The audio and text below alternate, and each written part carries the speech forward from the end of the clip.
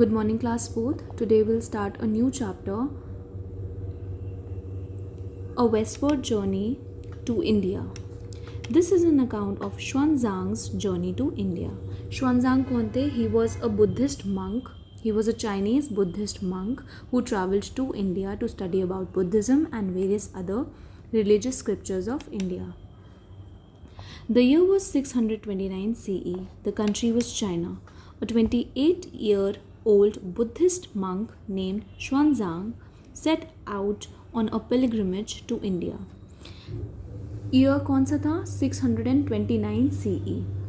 Country कौन सी थी? China थी. एक 28 years old बुद्धिस्ट मंक जिनका नाम xuanzang था, इन्होंने एक जर्नी स्टार्ट की इंडिया के लिए. पिलग्रिमेज का मतलब क्या होता है? A journey to a place of religious importance. इनकी जर्नी कैसी थी? ये इंडिया की रिलीजियस प्लेसेस पर जाना चाहते थे. ठीक है. He wished to study Buddhism in the great University of Nalanda. इनकी विश थी कि ये बुद्धिज़्म पढ़ें इंडिया की सबसे अच्छी यूनिवर्सिटी जिसका नाम नालंदा था. नालंदा एक टाइम पे वर्ल्ड की सबसे बेस्ट, सबसे बड़ी यूनिवर्सिटी थी. ठीक है. उस यूनिवर्सिटी में ये पढ़ना चाहते थे.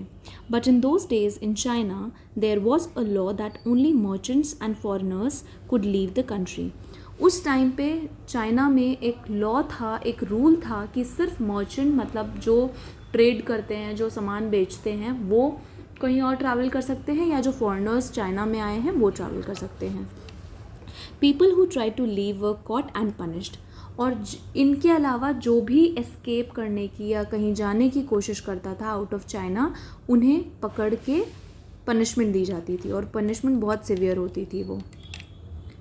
Hiding by day and traveling by night, Xuanzang and his two companions reached a border town. अब क्योंकि कोई और except merchant and foreigners nobody can travel to other countries, अगर वो ट्रैवल भी करते थे तो दे यूज टू गेट पनिशमेंट. तो Xuanzang और उनके दो कंपेनियन मतलब उनके दो साथियों ने क्या किया? वो दिन में छुपते थे और रात में ट्रैवल करते थे, और ऐसा करके वो बॉर्डर तक पहुँचे. They asked travellers and merchants about the western route to India. अब इन लोगों ने ट्रैवलर्स और मर्चेंट से रूट पूछा इंडिया का. The river Hulu lies to the north. The people said. अब लोगों ने जिनसे उन्होंने पूछा था उन्होंने बताया कि एक हुलू रिवर है जो कि नॉर्थ में है. It can not be crossed in a boat because its waters flow at great speed.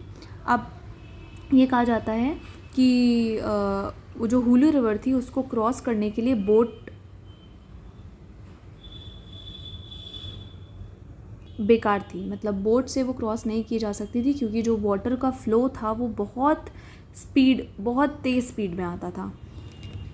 It must be crossed where it is narrow.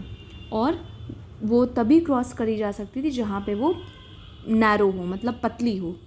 Beyond the river are 5 watch towers with guards in them. और उस river के पीछे 5 watch towers हैं, जहाँ से watch towers क्या होती हैं? वॉच टावर्स आपके बहुत बड़ी सी बिल्डिंग बना दी जाती है और उसके ऊपर गार्ड्स को रख दिया जाता है, जहाँ से गार्ड्स नज़र रखते हैं लोगों पर. The guards have bows and arrows. Guards के पास बोज और एरोज भी होती हैं. Between the towers is a land with no water and beyond them lies the desert.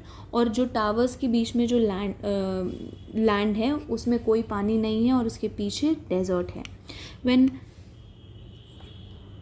When Xuanzang companions heard this, they decided to turn back and he continued alone. फिर उनके जो companions थे वो जब ये सुना तो उन्होंने कहा कि अब हम लोग यहाँ से वापस जाते हैं, लेकिन Xuanzang जो थे इन्होंने अपनी जर्नी को कंटिन्यू किया. On the way he met an old man who was riding a horse. और फिर उन्हें रास्ते में कौन मिला? एक ओल्ड मैन मिला जो कि हॉर्स को राइड कर रहा था. The old man offered his horse to him. अब ओल्ड मैन जो था उसने Xuanzang को अपना हॉर्स ऑफर किया, मतलब अपना हॉर्स दे दिया. My horse knows the way very well. मेरे हॉर्स को रास्ता बहुत अच्छे से पता है. Said the man. Take him, he exchanged his horse with the old man's. Xuanzang reached the river and saw a place where it was only 10 feet wide.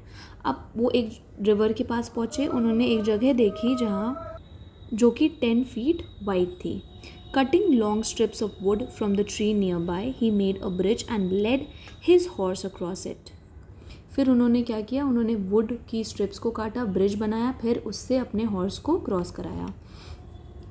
Coming to the first watchtower, he hid himself and waited for night to fall. फिर पहले watch tower पे जब वो आए तो उन्होंने अपने आप को छुपाया और वेट किया कि रात हो. But he felt hot and thirsty and his water bag was empty. फिर उन्हें गर्मी लगी और प्यास लगी, लेकिन उनका जो वाटर बैग था वो खाली था. There was a water hole close to the tower. लेकिन टावर के पास एक वाटर होल था.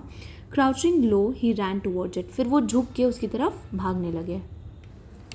He drank some water and then filled his water bag. उन्होंने कुछ पानी पिया, फिर अपने वाटर बैग को भरा. Suddenly an arrow whizzed past him. लेकिन अचानक से क्या हुआ, एक एरो जो था उनके पास से निकला. whizzed मतलब जल्दी से हवा को चीरते हुए निकल जाना. A moment later there was another arrow. He had been discovered. और फिर अगले ही पल दूसरा एरो आया और अब जो वॉचमैन थे या जो गार्ड्स थे उन्होंने उसे देख लिया था. Xuanzang cried out in a loud voice, I am a monk from the capital. फिर वो ज़ोर ज़ोर से चिल्लाने लगे. उन्होंने कहा मैं एक मंक हूँ, ठीक है, please do not shoot me, मुझे शूट मत करो. The soldiers surrounded him and took him to the commander. फिर सोल्जर्स ने उन्हें घेर लिया और अपने कमांडर के पास लेके गए. So you are the monk going to India, said the commander. फिर कमांडर कहता है कि अच्छा तुम वही मंक हो जो इंडिया जा रहे हो. I have heard about you. हमने आपके बारे में सुना है. Xuanzang was surprised to hear that. अब जो Xuanzang थे वो सरप्राइज हो गए ये सुन के. The commander pleaded with Xuanzang to go back, but the monk did not agree. Commander जो थे वो Xuanzang से रिक्वेस्ट करते हैं, प्लीड करते हैं, गिड़गिड़ाते हैं कि वापस चले जाओ, लेकिन जो Xuanzang होते हैं वो अग्री नहीं करते. He then gave Xuanzang some more food and water and a letter to take to his cousin who was a commander in the next tower. फिर आखिर में कमांडर जो होते हैं हार मान के उन्हें और फूड देते हैं, वाटर देते हैं और एक लेटर देते हैं अगले टावर के लिए, क्योंकि अगले टावर में उनका कज़न होता है. The commander at the next watchtower told Xuanzang to keep away from the cruel guard in the 5th tower. फिर अगले टावर में Xuanzang को बताया जाता है कि जो 5th टावर है उसमें जो बहुत क्रूअल गार्ड्स है तो आप उनसे बच के रहिएगा. He said from the 4th watch tower go towards the spring of wild horses. फिर कमांडर जो होता है उन्हें बताता है कि 4th टावर से तुम स्प्रिंग ऑफ वाइल्ड हॉर्सेस की तरफ जाना. The monk now had to travel across a desert called the river of sand. अब मंक को अकेले एक डेजर्ट के अक्रॉस ट्रैवल करना होता है और डेजर्ट का नाम होता है river of sand. There were no landmarks and he soon lost his way. अब वहाँ पे कोई लैंडमार्क तो होता नहीं है. लैंडमार्क क्या कि आप जैसे किसी रास्ते में जा रहे होते हो, ठीक है, वहाँ पे कोई बिल्डिंग पड़ती है, कोई ऐसी चीज़ पड़ती है जो आपको याद रहती है कि आप वहाँ पहुँच जाओगे, फिर वहाँ से किसी और रास्ते में आप जब वहाँ पहुँच जाते हो तो आपको पता है कि हाँ बस आप सही रास्ता फॉलो कर रहे हो, ठीक है. तो landmark some buildings that can be seen from a distance and help travellers know where they are. ठीक, सपोज आपका घर है और आपके घर के पास, आप बहुत छोटे से हो, आपके घर के पास एक बिल्डिंग है, बहुत ऊंची सी बिल्डिंग है, तो आप जब अपने घर आ रहे होते हो तो आप वो बिल्डिंग देखते हो, ठीक. फिर जब वो बिल्डिंग देखते हो तो आपको समझ में आ जाता है कि आप सही रास्ते पे हो, तो वो आपके घर के लिए लैंडमार्क होता है. He could not find the spring. अब जो Xuanzang होते हैं उनको स्प्रिंग नहीं मिलता. His water bag too became empty but he did not give up. अब उनका जो वाटर बैग होता है वो बिल्कुल खाली हो जाता है. He travel for next 4 nights and 5 days without water. फिर वो अगले 4 दिन 5 रातों तक 4 nights and 5 days तक विदाउट वाटर ट्रैवल करते रहते हैं. On the 6th day his horse happened to take a wrong turn. और 6th day जो होता है उसमें क्या होता है कि हॉर्स जो होता है उनका गलत टर्न ले लेता है. But this prove to be a miracle because they now discovered a big patch of green grass in the middle of the desert. फिर जो रॉन्ग टर्न वो हॉर्स लेता है वो प्रूव होता है एक मिरेकल, मतलब एक जादू की तरह प्रूव होता है, क्योंकि उन्हें वहाँ पे एक बड़ा सा ग्रीन पैच दिखता है डेजर्ट के बीचों बीच में. Here was the spring that he had been looking for. और वो वही स्प्रिंग होता है जिसको श्वानज़ांग ढूंढ रहे होते हैं. और वो कैसे मिलता है? गलती से मिल जाता है. हॉर्स रॉन्ग टर्न लेता है तब उसे मिल जाता है. From there Xuanzang travel to Turpan, a large and a rich kingdom. फिर वहाँ से श्वानज़ांग ट्रैवल करते हैं टर्पिन को, जो कि एक बहुत बड़ा और रिच किंगडम होता है, राज्य होता है. The king of Turpan gave Xuanzang 30 horses and 24 men along with gold and silver for the expenses of the remaining journey. फिर वहाँ के जो किंग होते हैं श्वानज़ांग को 30 horses, 24 men, बहुत सारी ज्वेलरी लाइक गोल्ड सिल्वर देते हैं ताकि उनकी जो आगे जर्नी है उसमें जो भी खर्चे आए वो उससे पूरे कर सकें. He also gave him letters to be presented at the countries he would pass on the way. और वो उन्हें लेटर्स भी देते हैं ताकि उन्हें किसी और कंट्री में जाने के लिए या वहाँ से पास होने के लिए कोई दिक्कत ना हो. कौन देता है? किंग ऑफ टर्पिन देते हैं उन्हें ये सब चीज़ें.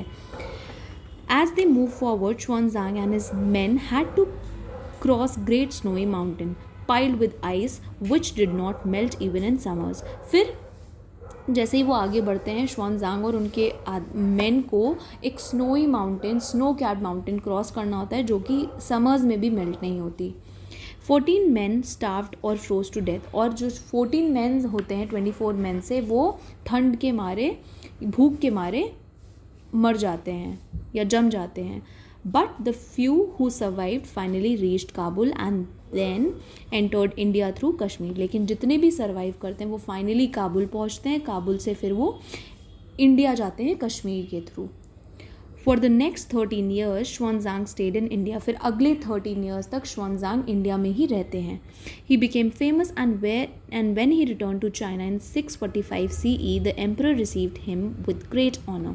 फिर जब वो चाइना वापस आते हैं 645 CE में, तो जो वहाँ के एम्परर होते हैं, वहाँ के किंग होते हैं, श्वानज़ांग को बहुत इज्जत से, बहुत ऑनर से उनको रिसीव करते हैं, उनका वेलकम करते हैं अपनी कंट्री में.